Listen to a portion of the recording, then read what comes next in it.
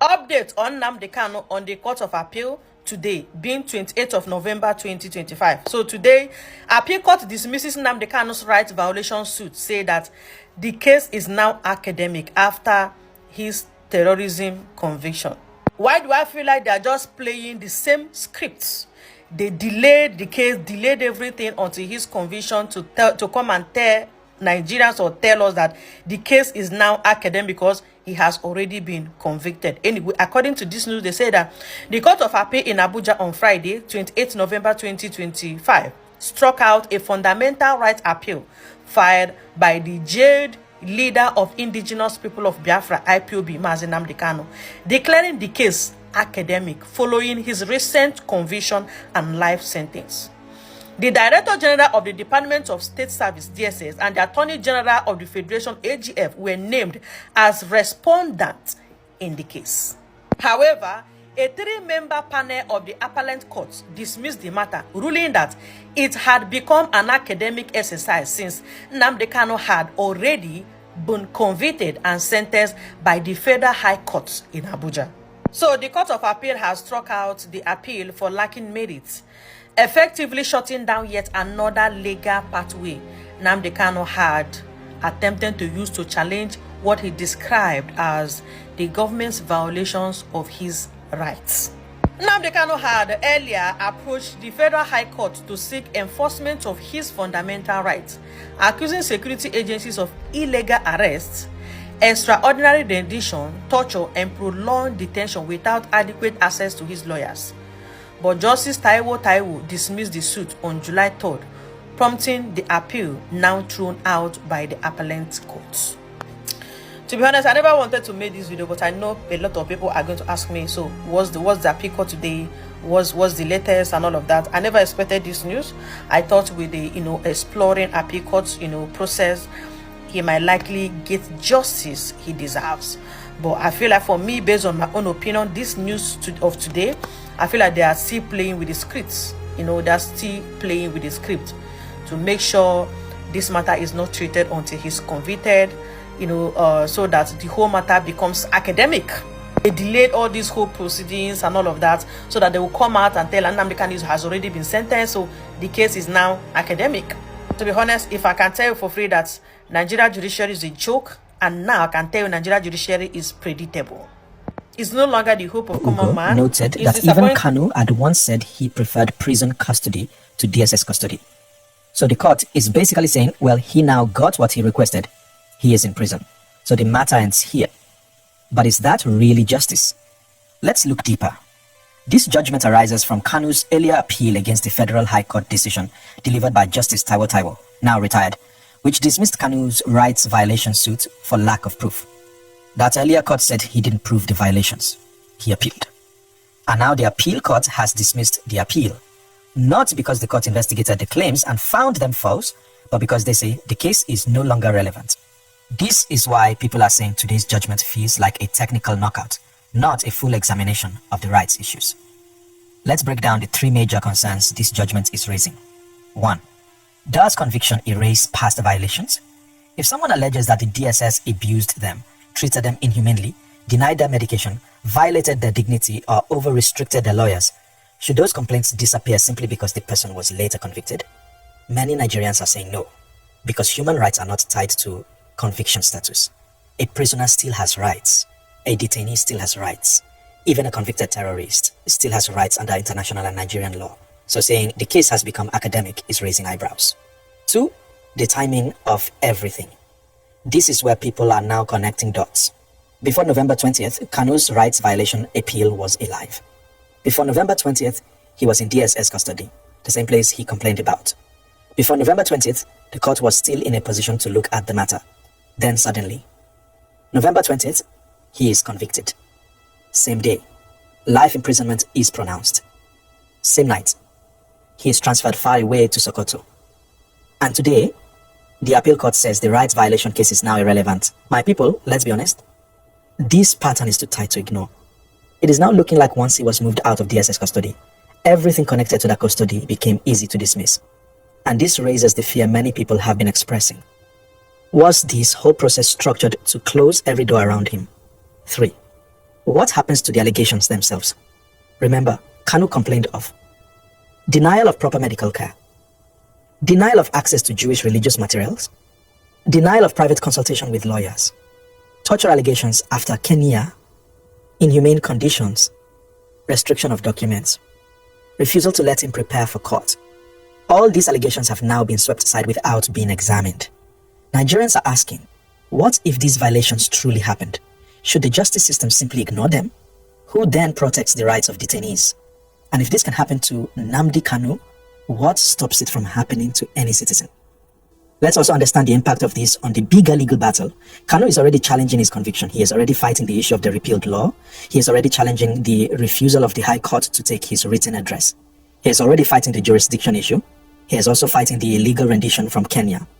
And now, one of the major pillars of his defense, human rights violation, has been struck out from the appeal record. This is a major blow for his legal team. Another thing we cannot ignore is the emotional effect on the Southeast. Every time there is a development in this case, it shakes the region. People are watching the treatment he is receiving. They are watching the behavior of the courts. They are watching the actions of the government. And these things affect the peace and stability of the region. When courts dismiss his rights violation case like this, people start feeling like the whole system is working against him. You can already see it on social media. Tension, anger, shock, and frustration. There is something else we need to talk about. The symbolism of being moved to Sokoto prison. Many believe this was done purposely to make access difficult. His lawyers have said it clearly. How will he attend court? How will he prepare his appeal? How will he meet deadlines? Why relocate him immediately after conviction? And now the appeal court judgment today only reinforces those fears. Another thing to note is the broader legal principle involved. A fundamental rights suit should never become irrelevant simply because the person is moved. If a citizen says the rights were violated, the system should examine the claim. Because rights violations go to the heart of justice, not technicalities. Human rights courts around the world have said many times, rights do not expire. Even prisoners retain rights to medical care, dignity, freedom of religion, fair treatment, and due process. So this dismissal today is not just about Nnamdi Kanu, it is about the future of how detainees are treated in Nigeria.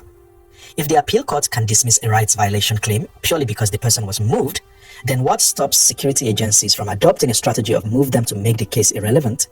It sets a dangerous precedent. For now, what we know is this. His rights violation case is gone. His legal battles remain. His appeal on the conviction has not started. Access to him in Sokoto remains difficult. His lawyers are still shouting that fair hearing is being blocked. And what this means is that the fight for justice in his case has just become even more complicated. My people, this is the situation on ground right now. We will continue to follow it closely and give you full updates as more details emerge. Let's tell ourselves the truth now, and tell yourself the truth sincerely. Tell me if deep down within you, you don't feel that Nigeria is too big of a country for one man to administer. Sincerely speaking, tell me if you don't feel that way. And sincerely speaking, no be opinion, no be waiting at the think. That is the reality. Nigeria is too big of a country for one man to administer. Because let's face it, we are all different and unique in our own different ways. But you see, the problem is, when you talk about this now, you now look like, oh, this is a separatist. This is a person that doesn't promote unity. He wants to scatter this country. And in so doing now, the government have put machineries in place to ensure that anybody that goes against the provision that unity must be promoted in all means, by all means possible, he's an enemy.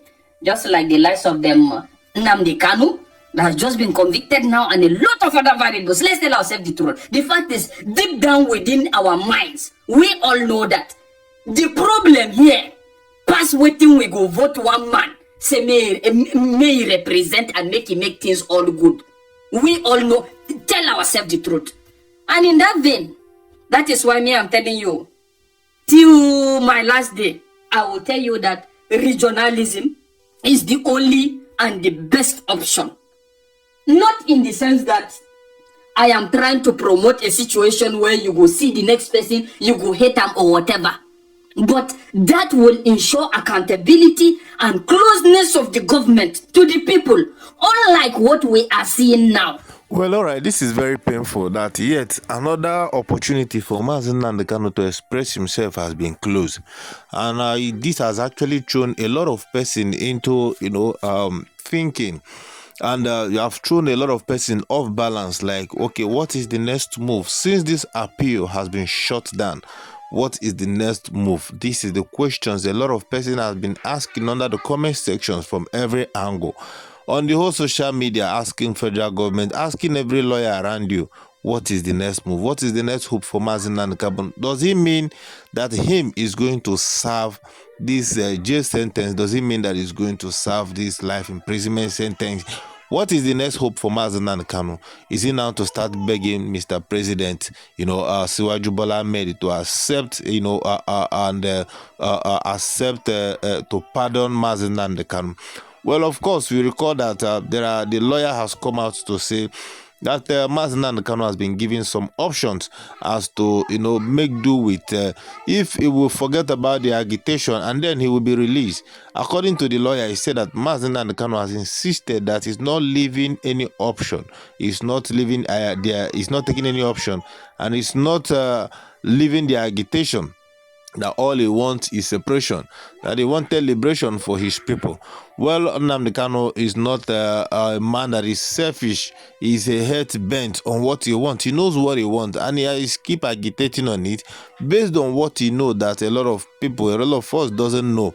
And he's still insisting that what is ahead in this country, that we haven't even seen anything. What we're experiencing now is just nothing to compare that to what is ahead.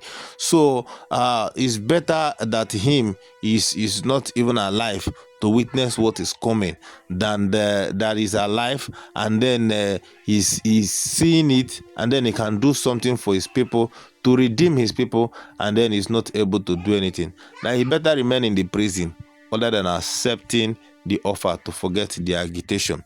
Well, a lot of persons has beckoned on Mazi Nnamdi Kanu on this agitation thing, trying to talk to him and all of that, but his head bent on the agitation and what he wanted. Anyway, Nnamdi Kanu is a very strong-minded somebody and a very strong human being as well. Let's keep faith alive and then keep praying, and then we don't know for now the next alternative and the next move, and where and what is the next option for Mazi Nnamdi Kanu. Let us know what you think about this update. Thank you.